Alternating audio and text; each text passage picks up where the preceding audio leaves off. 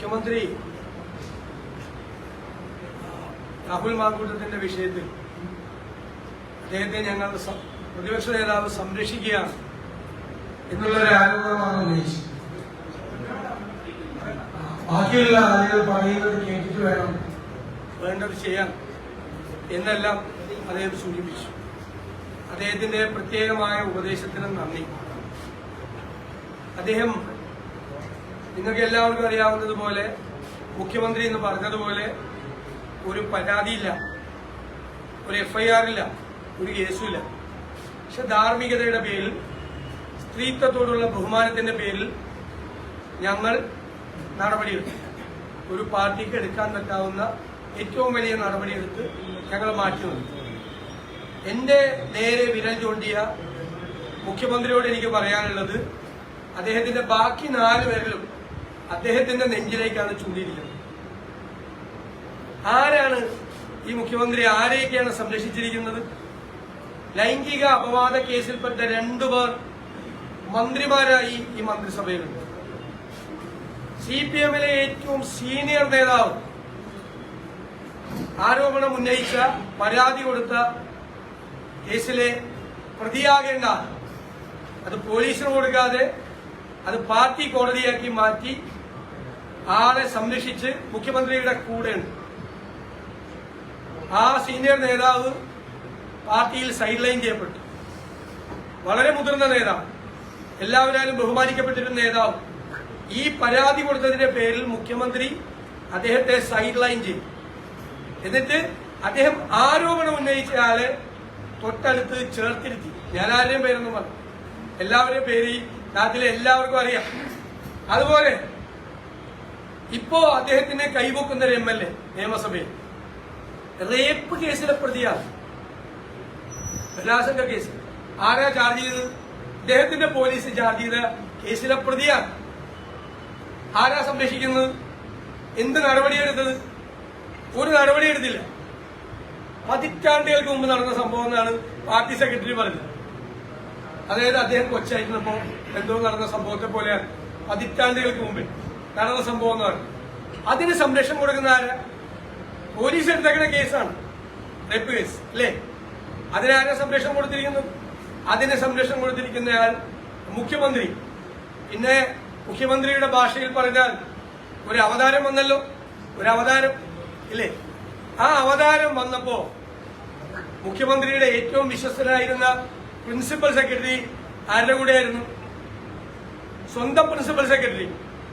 അതായത് വേണമെങ്കിൽ ഒരു ടിഷ്യൂ പേപ്പർ കൊണ്ടുവന്ന് വെച്ചാൽ പോലും മുഖ്യമന്ത്രി ഒപ്പിട്ടു കൊടുക്കുമെന്ന് ഈ പ്രിൻസിപ്പൽ സെക്രട്ടറി പറഞ്ഞ ആള്.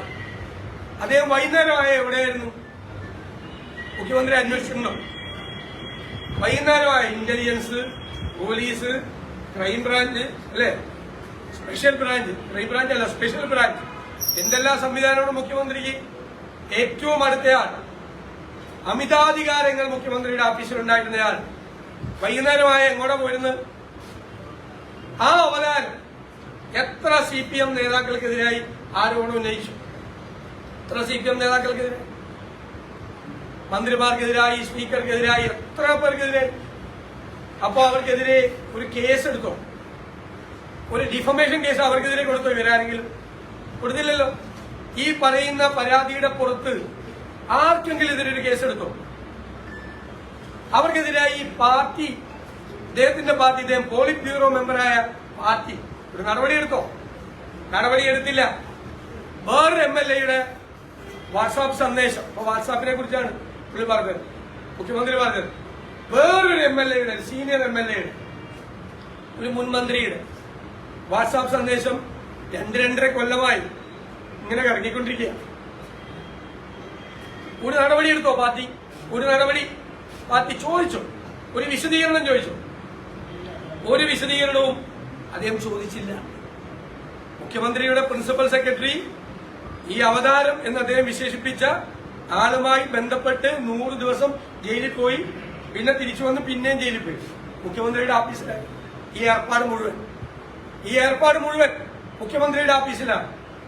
എന്നിട്ട് ഒരു പരാതിയില്ലാതെ, FIR ഇല്ലാതെ ഉള്ള കേസിൽ ധാർമ്മികതയുടെ പേരിൽ ശക്തമായ നടപടി സ്വീകരിച്ച ഞങ്ങളുടെ മുഖത്ത് നോക്കി ഇത്രയും പേരെ സംരക്ഷിച്ച് ഇന്ത്യയിലുണ്ടാവില്ല ഇതുപോലത്തെ ഒരു രാഷ്ട്രീയ നേതാവ് പിണറായി വിജയനെ പോലെ.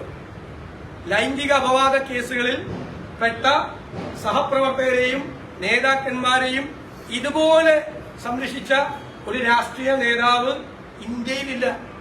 എന്നിട്ട് ഒന്ന് പറയാണ് പ്രതിപക്ഷ നേതാവ്. അതാ ഞാൻ പറഞ്ഞത്, ചങ്കിലേക്കാണ് 4 വിരല് അദ്ദേഹത്തിന്റെ. എനിക്ക് നേരെ ഒരു വിരൽ ചൂണ്ടിയപ്പോ 4 വിരല് സ്വന്തം ചങ്കിലേക്കാ. ഇതിനേക്കൊന്നും മറുപടി പറ, ഇതിനൊന്നും മറുപടി പറ. ചോദിക്കുന്നതിനൊന്നും മറുപടി പറയില്ലല്ലോ.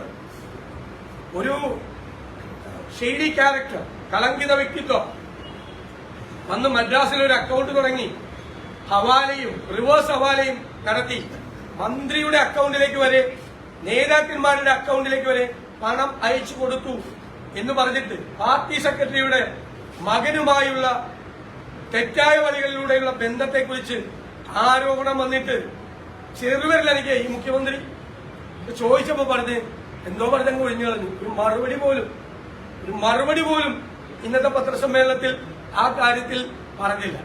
അതുകൊണ്ട് ദയവ് ചെയ്ത് മുഖ്യമന്ത്രി ഞങ്ങളെ പഠിപ്പിക്കാൻ വരണ്ട, ഒന്ന് പോയി കണ്ണാടിയിൽ നന്നായിട്ട് നോക്കിയാൽ, കണ്ണാടിയിൽ നോക്കിയാൽ നിങ്ങൾ ആരാണ്, നിങ്ങൾ എത്ര പേരെയാണ് ചേർത്ത് നിർത്തിയിരിക്കുന്നത്, നിങ്ങളുടെ ചുറ്റും നിൽക്കുന്നതല്ല ആരാണ് എന്നത് നിങ്ങൾക്ക് ബോധ്യമാവും. കണ്ണാടി നോക്കണം. കണ്ണാടി നോക്കാതിരിക്കുന്നതുകൊണ്ടാണ് ഇത് പറ്റുന്നത്. ബാക്കിയുള്ളവർക്കെതിരായിട്ട് ആക്ഷേപം ഉന്നയിക്കുന്നത്.